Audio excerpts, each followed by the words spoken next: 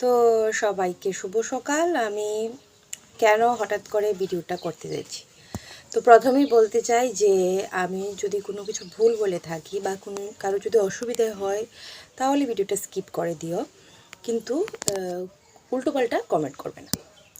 তো প্রথমে আমার নিজস্ব ব্যক্তিগত মতামত। তো প্রথমে বলতে চাইছি যে আজকে সকালবেলা ঘুম থেকে উঠে আমি একটা ফেসবুকে পোস্ট দেখতে পেলাম। পোস্টটা ছিল মাতার বাড়িতে যে প্রণামী বাক্স থেকে টাকা গোনার পর 20,35,030 টাকা হবে, এরকমই একটা পোস্ট হয়তো দেখেছিলাম। আমার কাছে পোস্টটা স্ক্রিনশটও আছে।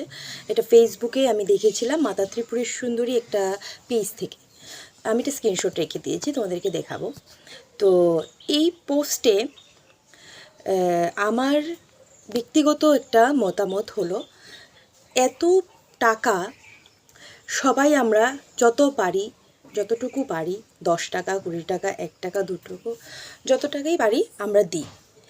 কিন্তু তাহলে আবার প্রসাদ খাওয়ার সময় কেন আমাদের থেকে এত টাকা নেওয়া হয়? তো একজনে আমাকে বলেছে, আমি যখন এই কথাটা বলেছিলাম, একজনে বলেছে যে পুরোহিতদের টাকা নাকি দিতে হতো। পুরোহিতদের টাকা কি এটা আমাদেরই দিতে হবে? তো এটা হলো আমাদের ত্রিপুরার একটা সতীপীঠ, একটা মানে খুব বিখ্যাত একটা মন্দির, বিখ্যাত একটা আমাদের মাতার বাড়ি, যেটাকে আমরা মানে ফেসবুক খুললে না, শুধু আমাদের গুগলে সার্চ করলেও এটা খুব বিখ্যাত একটা মন্দির। তো আমি আমার সম্পূর্ণ এটা আমার নিজস্ব ব্যক্তিগত মতামত। আমি তোমাদেরকেও বলতে চাই, তোমাদের কি মনে হয়, না আমি যদি কোনো ভুল বলে থাকি। আমার মতামত হলো যে এত পয়সা, এত টাকা, প্রত্যেক দিন আমাদের প্রচুর টাকা জমা হয়, প্রচুর টাকা উঠে। তো এখান থেকেই যদি সাধারণ ভক্তদের মাঝে বা সাধারণ মানুষদের হাতে এইটুকু করে যদি প্রসাদ দেওয়া হয় তাহলে কেমন হয়?